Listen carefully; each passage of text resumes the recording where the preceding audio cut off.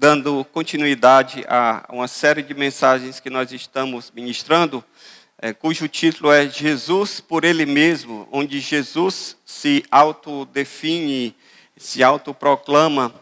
E hoje nós queríamos ministrar sobre Jesus, o bom pastor. Queria abrir a Bíblia lá em João, no capítulo 10. Nós vamos ler a partir do versículo 11. João 10, 11. Diz assim a palavra do Senhor. Eu sou o bom pastor. O bom pastor dá a vida pelas suas ovelhas. Mas o mercenário e o que não é pastor, de quem não são as ovelhas, vê vir o lobo e deixa as ovelhas, e foge. E o lobo as arrebata e dispersa as ovelhas. Ora, o mercenário foge, porque é mercenário, e não tem cuidado das ovelhas. Eu sou o bom pastor, conheço as minhas ovelhas, e das minhas ovelhas sou conhecido. Assim como o Pai me conhece a mim, também eu conheço o Pai, e dou a minha vida pelas ovelhas. Ainda tenho outras ovelhas, que não são deste aprisco. Também me convém agregar estas, e elas ouvirão a minha voz, e haverá um rebanho e um pastor. Por isso o Pai me ama, porque dou a minha vida para tornar a tomá-la. Pai, no nome de Jesus, pedimos a Tua bênção sobre a meditação da Tua palavra, que o Teu Espírito Santo traga cada mente e cada coração aqui cativo a Cristo, e que a revelação do Senhor desça sobre nós nessa manhã, para entendermos o significado de que Tu és o nosso bom pastor. Em nome de Jesus. Amém. Jesus, ao fazer essa afirmação, ele quis, na verdade, fazer um contraste entre ele e os falsos pastores, os falsos líderes da religião judaica de então. Jesus, há alguns versículos atrás, lá em João, no capítulo 10, no versículo 8, ele já havia chamado esses falsos líderes, esses falsos pastores, ele já havia chamado eles de salteadores, de ladrões. E agora, Jesus os descreve como mercenários. Quando ele fala aqui em João 10:8, todos quanto vieram antes de mim são ladrões e salteadores, mas as ovelhas não os ouviram. Então Jesus, ele tentando contrastar a sua vida, o seu posicionamento, a sua forma de agir e de encarar as pessoas, ele diz, olha, eu sou o bom pastor. E essa expressão, bom pastor, a palavra que é traduzida por bom, no original ela significa intrinsecamente bom, ou seja, ele é bom em si mesmo. A bondade faz parte da sua essência. Significa bom, belo, amável. Então, esse termo, que é traduzido como bom, ele descreve algo que seria ideal, como aquilo que seria o exemplo a ser seguido. Quando ele diz, eu sou o bom pastor, ele está dizendo, eu sou o pastor ideal. Eu sou o exemplo de pastor, de alguém que cuida bem das suas ovelhas. Eu sou um exemplo a ser seguido. Quando Jesus, então, se autodeclara como bom, ele, na verdade, ele acaba se igualando a Deus, falando da sua divindade, da sua característica divina. Por quê? Porque o próprio Jesus, lá em Marcos, no capítulo 17, quando uma pessoa chegou para ele e disse assim, bom mestre, o que é que eu vou fazer para herdar a vida eterna? E Jesus disse, por que me chamas de bom? Ninguém há bom, senão um que é Deus. Então Jesus está dizendo, só Deus é bom.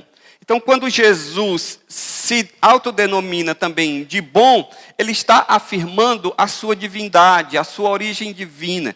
Que ele não é simplesmente humano, que ele não é simplesmente um líder, um um mestre, um rabi, mas ele tem a origem no céu. E ele é o próprio Deus encarnado. Você diz, pastor, o que é que nós podemos aprender nesse texto acerca de Jesus como sendo o bom pastor? Primeira coisa que eu aprendo quando eu vejo esse texto é que Jesus, como bom pastor, ele sacrifica-se pelas ovelhas. Ele diz no versículo 11, eu sou o bom pastor. O bom pastor dá a vida pelas ovelhas. No versículo 15, ele diz, assim como o Pai me conhece, também eu conheço o Pai, e dou a minha vida pelas ovelhas. Interessante que no Antigo Testamento, o sistema sacrificial do Antigo Testamento, o que é que acontecia? A ovelha morria pelo pastor. O pastor, ele sacrificava a ovelha em oferecimento pelo perdão dos seus pecados. Aqui, Jesus inverte a lógica. Aqui é o pastor que se sacrifica pelas suas ovelhas, porque ele é bom. Jesus, ele não é apenas pastor, mas ele é um bom pastor. Jesus, ele não oprime. Jesus, ele não explora. Jesus, ele não devora as ovelhas, mas ao contrário, ele dá a vida por elas. Os fariseus, os líderes religiosos da época, a quem Jesus chamou de ladrões, salteadores, mercenários e falsos pastores, eles sim oprimiam as pessoas. Se você, quando lê o Evangelho de João, aqui no capítulo 10, que foi essa passagem, se você voltar um pouco no texto, você vai verificar um episódio em que esses pastores, esses fariseus, eles tinham acabado de expulsar da sinagoga um cego.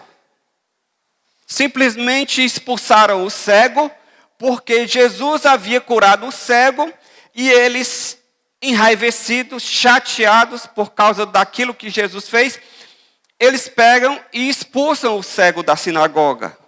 Ou seja, eles usam o seu poder eclesiástico para oprimir as pessoas e lançá-las fora. Jesus, como o bom pastor, ele não veio para expulsar as ovelhas, mas Jesus veio para morrer por elas. Jesus amou as ovelhas, amou as pessoas, e por isso ele se entregou. O comentarista William Barclay, ele fala o seguinte acerca de Jesus. Jesus não foi uma vítima das circunstâncias. Ele não foi como um animal que se arrasta para o sacrifício contra a sua vontade. Jesus entregou-se espontaneamente. Então, às vezes as pessoas olham para Jesus e fazem uma leitura sociológica e dizem o seguinte: Jesus foi crucificado, Jesus foi morto porque ele era revolucionário, ele era um agitador das massas, ele era uma pessoa que tinha umas ideias muito progressistas. E aí, como ele inquietava a casta religiosa, e ele também inquietava a casta política, por quê? Porque a casta religiosa tinha ciúme, porque Jesus, onde ele ia e ele falava, ele atraía as pessoas, enquanto que os fariseus não atraíam as pessoas em suas falas. E ele também se tornava uma ameaça política, por quê? Porque as pessoas estavam oprimidas pelo Império Romano, e elas queriam um Messias, um Salvador, alguém que pudesse libertá-las politicamente daquele jugo em que elas estavam vivendo. Então, como Jesus, ele conseguia atrair assim multidões, ele começou a se tornar também uma pessoa que ficou no radar da política, como alguém que pode ameaçar o Império Romano. Então, as pessoas vendo a vida de Jesus por essas duas óticas, ela diz o seguinte: Jesus, então, ele foi morto pelo sistema. O sistema, para se autoproteger de uma insurreição, de uma revolução, acabou, então, matando, levando Jesus da cruz. E por isso Jesus é um mártir. E essa leitura está equivocada. Por quê? Porque Jesus, ele não foi vítima. Jesus, ele não foi como um animal que é arrastado por matadouro contra a sua própria vontade. Ele disse, eu dou a minha vida pelas minhas ovelhas. Você diz assim, pastor, como é que Jesus deu a sua vida pelas ovelhas? Primeiro, Jesus, ele se deu voluntariamente. É isso que você precisa entender nessa manhã. Ele disse que entregaria a sua vida para depois tomá-la. No versículo 17 ele diz, por isso o Pai me ama, porque eu dou a minha vida. Jesus, ele se deu voluntariamente. Não foi Judas que por causa das 30 moedas que o vendeu, por causa da sua ganância, não foi Judas que levou Jesus à cruz. Jesus também não foi à cruz por causa da covardia de Pedro, que temeu e que negou Jesus por 3 vezes. Quando perguntaram a Pedro, ei, você é dos que andava com ele? Ele disse, não, eu nunca conheci ele, sei nem quem é esse homem. E Pedro negou a Jesus com medo, por covardia, negou a Jesus 3 vezes. Jesus não foi à cruz porque o Sinédrio, que era o tribunal religioso da época, o invejava, como eu falei há pouco, e por isso acabou levando Jesus à cruz. Jesus, ele não foi à cruz porque Pilatos, que era o governador da época, por conveniência política, por não querer desagradar as pessoas, de não querer ficar mal na fita, acabou soltando Barrabás e condenando Jesus à cruz. Jesus, ele não foi à cruz por causa daquela multidão insana que, manipulada pelos líderes religiosos, ficava dizendo, crucifica-o, crucifica-o, crucifica-o. Não, Jesus, ele foi à cruz. Jesus, ele se entregou por amor e de forma voluntária. A sua morte, o seu sacrifício, já havia sido profetizado 700 anos antes, no livro do profeta Isaías, lá no capítulo 53, no versículo 7, Isaías diz assim, ele foi oprimido e afligido, mas não abriu a boca, ou seja, não se defendeu, não se justificou. Como cordeiro foi levado a um matadouro, e como uma ovelha muda perante os seus tosquiadores, assim ele não abriu a boca. Jesus se deu voluntariamente. Antes de ser preso, ele estava com os seus discípulos. E aí os soldados foram para prender a Jesus. E Pedro, que era o discípulo mais sanguíneo, mais inflamado, querendo defender a Jesus, puxou a espada e tentou matar o soldado. O soldado rapidamente se desviou, mas a espada ainda pegou aqui na orelha dele e decepou a orelha do soldado.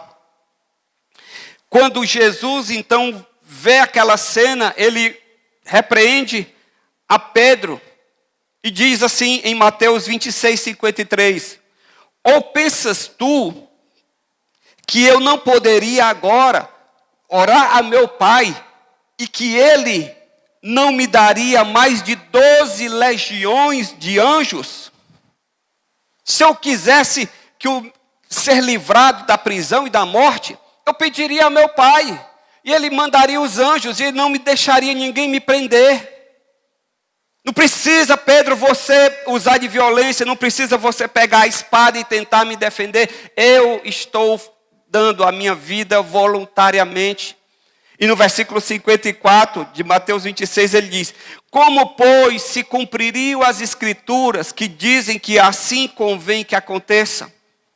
Ele diz: Pedro, não atrapalhe, não se meta, porque isso aqui já está na programação do céu. Esse momento aqui já foi profetizado, de eu dar a minha vida, de eu entregar. E isso aqui tudo faz parte de um processo, está na agenda do céu. Então Pedro guarde essa espada, e Jesus então pega a orelha do soldado e consegue colocar de volta no lugar. Em Hebreus, no capítulo 9, no versículo 14, o autor aos Hebreus diz assim: quanto mais o sangue de Cristo, que pelo Espírito Eterno se ofereceu a si mesmo, imaculado a Deus, purificará as vossas consciências das obras mortas para servirdes ao Deus vivo. Jesus ofereceu-se a si mesmo. Então, a morte de Jesus, ela estava agendada no céu. Quando o anjo vai anunciar a Maria que ela ficaria grávida, ela conceberia do Espírito Santo. E o anjo diz: e você vai colocar o nome da criança de Jesus. Porque o nome Jesus significa Salvador. E o anjo diz: porque ele salvará o povo dos seus pecados. Então, entenda. Jesus não foi uma vítima, Jesus não foi um mártir. Jesus, ele veio com esse propósito de dar a sua vida voluntariamente, santo e imaculado diante de Deus, por nós. Pastor, como é que Jesus, como bom pastor, ele se ofereceu? Jesus, ele se dá voluntariamente, mas também Jesus se dá sacrificialmente. Ele sacrifica a própria vida. Como bom pastor que dá a vida pelas ovelhas, ele sacrifica a sua vida por amor de mim e de você. Lá em 1 Pedro, no capítulo 1, no versículo 18, Pedro diz o seguinte: sabendo que não foi com coisas corruptíveis como prata, ouro, que fostes resgatados da vossa vã maneira de viver, que por tradição recebeste dos vossos pais. Mas, versículo 19, com o precioso sangue de Cristo, como de um cordeiro imaculado e incontaminado. Foi com o sangue de Cristo. Jesus derramou seu sangue. Ele foi por sacrifício. Ele deu a sua vida por mim e por você. Jesus, ele não amou as ovelhas apenas de palavra. Jesus, ele derramou o seu sangue por elas. Para salvar as ovelhas, Jesus precisava obedecer à lei de Deus que fora violada pelo homem. E assim satisfazer a justiça divina. Entenda isso, para você entender o sacrifício. Por que Jesus teve que morrer? A Bíblia diz que o salário do pecado é a morte. A eterna separação de Deus. Por quê? Porque Deus é santo. E Deus não coabita com o pecado. A palavra de Deus diz lá no Antigo Testamento que os nossos pecados, eles fazem separação entre nós e Deus. Se colocam como um muro que nos separa de Deus. Então, o homem quando pecou, quando transgrediu, quando desobedeceu à lei de Deus, ele errou o alvo. Esse é o significado da palavra pecado. Ele errou o alvo da sua vida. Ele fugiu do propósito, do plano, do intento, do desejo de Deus para ele quando o criou. E agora esse homem, por pecar, por desobedecer, por transgredir a lei, ele ficou sujeito a uma condenação. Porque quem transgride a lei tem culpa. Se você passa num sinal vermelho e o fotossensor filma, fotografa, depois chega uma multa. Por quê? Porque você transgrediu e você ficou numa condição de réu, de culpado, de transgressor. Se alguém mata outra pessoa, ela vai presa. Por quê? Porque ela transgrediu a lei. O homem transgrediu a lei de Deus, desobedeceu à vontade de Deus, e ele se tornou réu. E ele não tinha como se justificar, ele não tinha como resolver esse problema. E Deus, como um Deus amoroso, Ele também é justo. Deus não poderia simplesmente chegar para o homem, passar a mão na cabeça do homem e dizer: olha, vamos fazer o seguinte, vamos zerar a conta, vamos fazer de conta que não aconteceu nada, eu fecho os olhos aqui, faço vista grossa. Não, por quê? Porque aí seria um jeitinho, e Deus não trabalha com jeitinhos. Deus é amor, mas Ele também é justiça. Quando o amor age, a justiça está ao lado. O amor não prevalece sobre a justiça. É como se fosse uma balança em que os dois pratos têm que estar equilibrados. E aí, então, como é que Deus faz para poder resgatar o ser humano que havia se desviado do seu propósito? Como é que Deus faz para perdoar o homem sem abrir mão da sua justiça, sem deixar de ser justo? Aí então ele envia Jesus. Jesus, ele assume a forma humana, ele se encarna. Por quê? Porque ele precisava se identificar com a sua criação. No Antigo Testamento, se matava um animal, derramava-se o sangue do animal. Por quê? Quem tinha pecado era o homem. Mas, e como o pecado exigia a punição com a morte, então alguém tinha que morrer. Então a pessoa, ao invés de morrer, ela matava um animal e oferecia a Deus em sacrifício pelo seu perdão dos pecados. Mas era um sacrifício imperfeito. Por que imperfeito? Porque era um animal morrendo no lugar de um ser humano. São espécies diferentes. Então Jesus, ele vem, se encarna.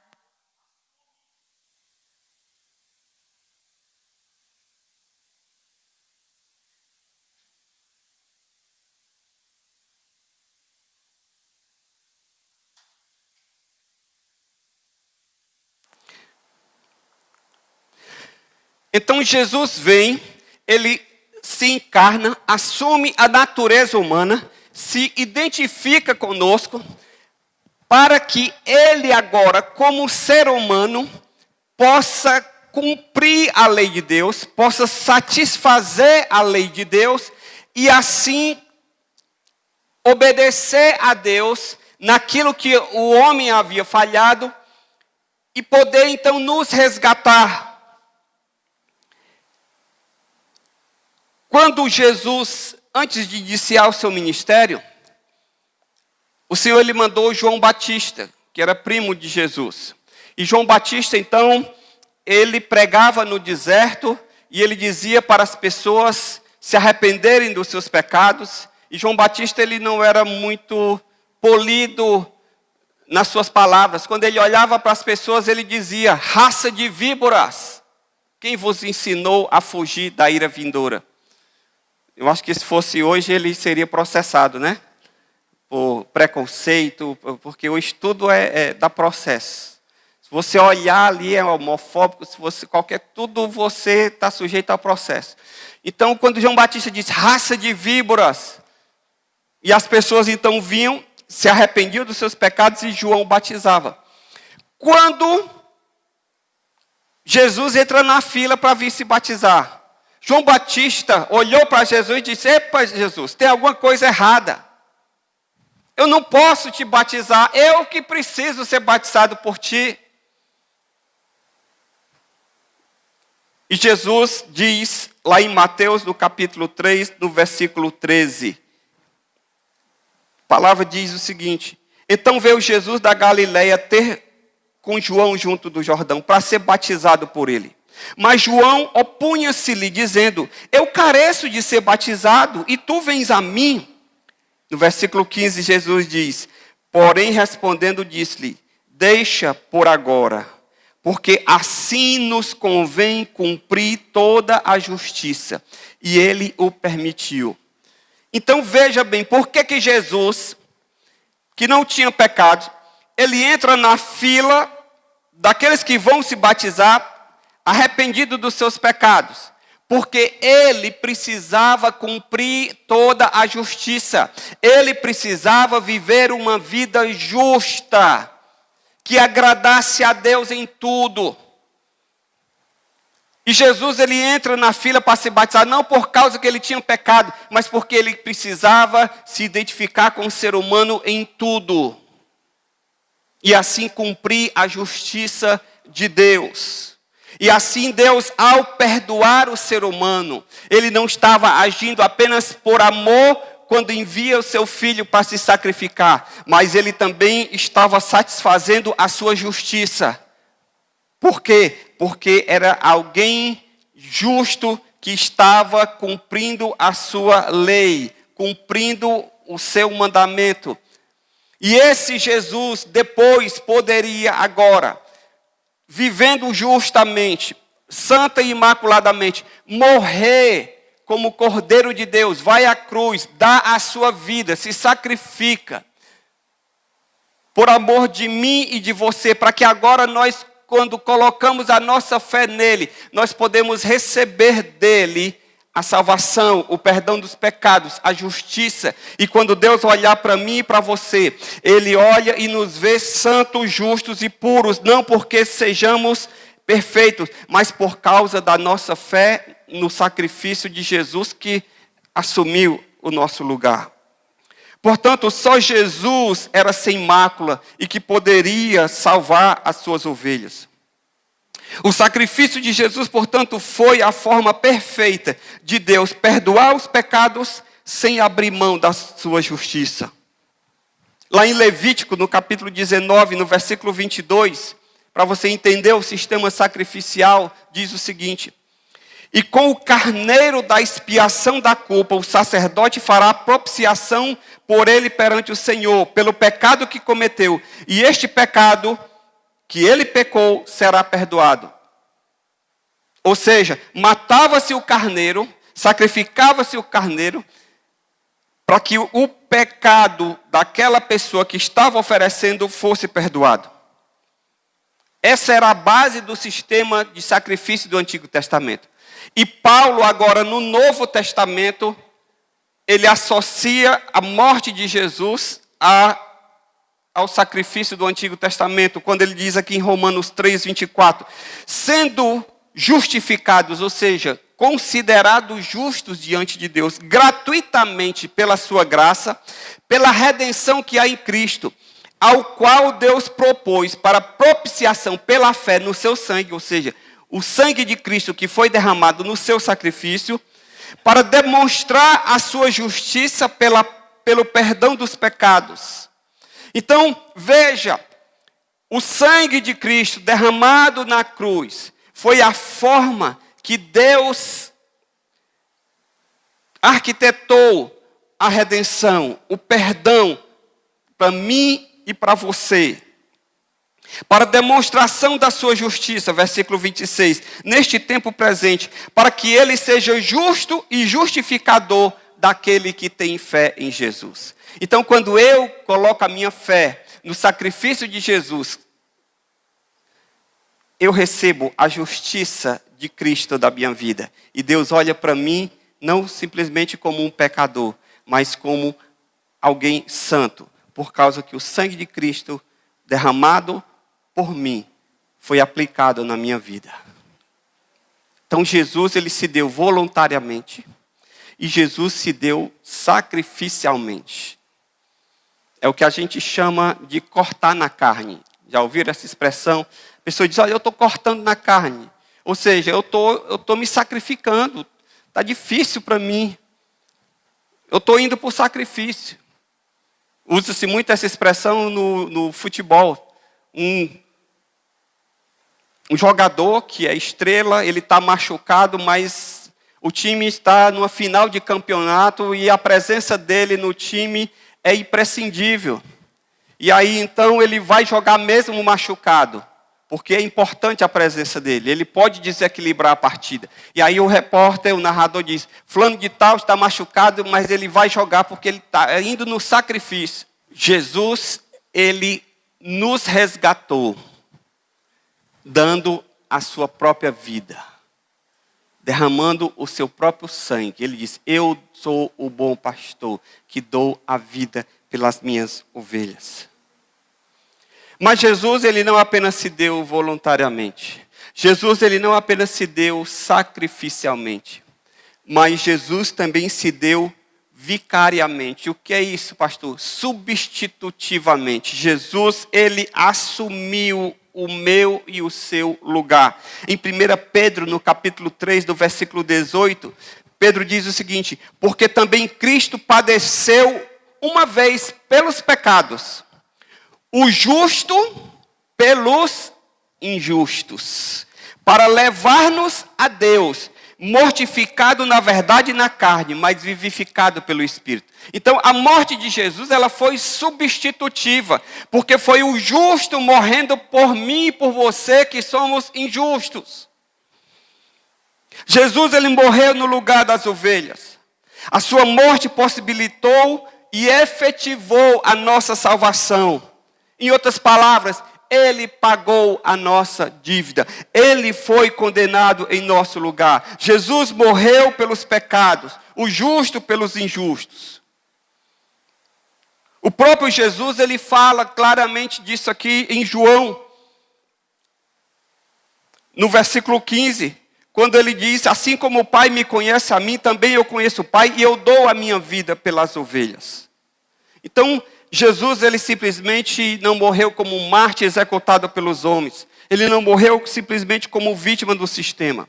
Embora os judeus e também alguns gentios tivessem se mancomunado para levá-lo à cruz, a sua morte foi voluntária e foi substitutiva. Sua morte não foi um acidente de percurso. E nem a sua ressurreição foi uma surpresa, porque ele disse, eu dou a minha vida para depois tomá-la de volta.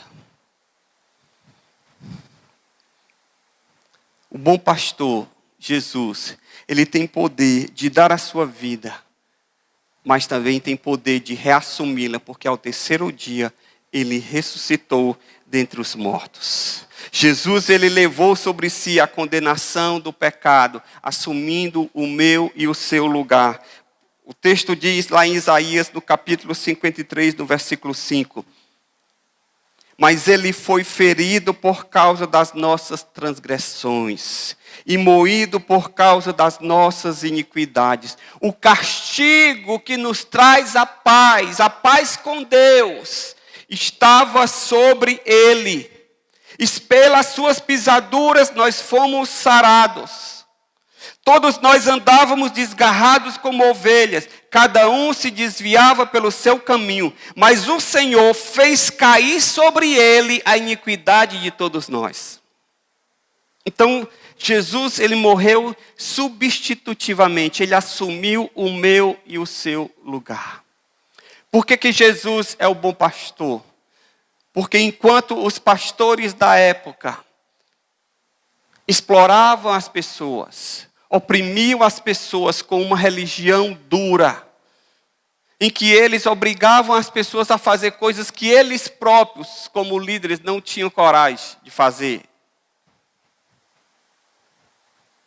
Eu já falei uma vez, mas eu vou repetir, porque tem algumas pessoas aqui que não escutaram. Os fariseus, eles conseguiram a proeza de pegar os 10 mandamentos e transformar em 613 mandamentos. Como assim? Eles pegavam e começavam a comentar cada um dos mandamentos. Quando diz lá, no sábado, sábado será dia de descanso, seria dia de adorar a Deus. Ou seja, qual era o princípio? Tire um dia na semana, tire um tempo para você parar de trabalhar um pouco, porque o seu o seu corpo precisa de descanso e a sua alma de refrigério. E nesse tempo você adore a Deus, você se dedique a Deus, tire um tempo para Deus. E aí então os fariseus começaram a dizer, como é que vai observar o sábado? O que é que pode, o que é que não pode? Você não pode andar mais de 1 quilômetro no sábado, porque se você andar mais de 1 quilômetro, é porque você não está descansando, você está trabalhando. Você não pode comer o ovo de uma galinha que pôs o ovo no sábado. Por quê? Porque aquele ovo ali, a galinha estava trabalhando no sábado, e aquele ovo você não pode comer, tem que descartar. E aí eles conseguiram transformar os 10 mandamentos em 613. Agora, se é difícil você decorar, imagine você obedecer. É uma religião opressora, e Jesus, ele diz, olha, não é isso. Eu não vim para isso. Eu vim dar a vida. Eu vim mostrar o amor de Deus. Eu vim mostrar que Deus não é um Deus carrasco, mas Deus é um Deus de misericórdia. Ele é um Deus justo, mas Ele também é um Deus de amor, porque Ele provê o meio, o escape, a forma de você cumprir a justiça dEle. Jesus foi a encarnação de Cristo, foi a mais pura, a mais perfeita ideia que Deus poderia ter para nos resgatar, para nos trazer de volta a Ele e restaurar o plano original da sua criação, quando Ele criou o homem sem pecado, impureza, para viver na presença dEle. E esse homem então se rebelou, voltou-se contra Deus e se afastou de Deus, e entrou o pecado e com ele a morte. E o homem passou a viver de forma independente de Deus. E é isso que nós estamos vendo hoje. Olhe para a nossa sociedade. Olhe para o mundo. Liga o jornal. É só mazela, é só confusão, é só briga, é só morte, é corrupção, é roubo, é assassinato. As pessoas violentas, desafeiçoadas, não têm consideração, mentirosas, gananciosas, trapaceiras, sem afeto, sem amor. O que é isso? Esse é o resultado do pecado, de o homem ter se afastado de Deus, de o homem ter dado as costas para Deus, de querer viver independente de Deus. É simplesmente questão de lógica. A Bíblia diz que Deus é vida, que Deus é luz e que não há nele treva alguma. Ora, se Deus é fonte de vida, se Deus é fonte de luz, e se eu não quero nada com Deus, e se eu me afasto de Deus, o que é que resta para mim? O contrário de vida, o que é? Morte. O contrário de luz, o que é? Trevas. Então, o que nós estamos vendo, nada mais é do que a completa ignorância de Deus. O que é o mundo secularizado? O mundo secularizado nada mais é do que um mundo em que Deus é colocado de lado. Na Idade Média, a igreja adquiriu um poder muito grande. Tanto é que os reis, eles faziam as coisas com a permissão do Papa. Se o Papa não permitisse, não acontecia. Eu estou assistindo agora uma série, Isabel, rainha lá da Espanha, por volta aí dos anos de 1400. Interessante que para um rei, o filho de um rei se casar com outro rei, e só porque eles tinham um parentesco, tinha que ter uma bula do Papa, uma carta do Papa, autorizando aquele casamento, senão não poderia se casar. Então a igreja na Idade Média, ela adquiriu um poder muito grande, e ela dava a visão do mundo. Ela que dizia como era o mundo. O mundo, a visão do mundo era formada exatamente pela igreja. E aí depois da Idade Média veio a Idade Moderna. E com a Idade Moderna veio um movimento chamado de Renascimento, em que o homem busca agora se libertar das amarras da igreja, da religião, e busca agora, através do seu pensamento, das suas ideias, conseguir evoluir, melhorar, porque disse, não, a igreja nos prendeu durante muito tempo, agora ninguém quer mais as amarras da igreja, ninguém quer mais as amarras da religião, porque nós queremos agora ser livres para pensar, livres para decidir. E então pegou tudo quanto foi relacionado à fé e à religião e colocou de lado, colocou de canto. E é isso que a gente chama de movimento de secularismo, ou seja, que a religião hoje, ela não dita mais as normas.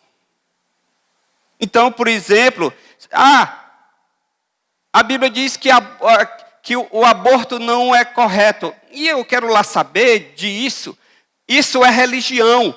Eu sou dona do meu corpo. Eu quero ser livre para eu abortar quando eu quiser e pronto. E aí os países começam a legislar e hoje já pode abortar legalmente.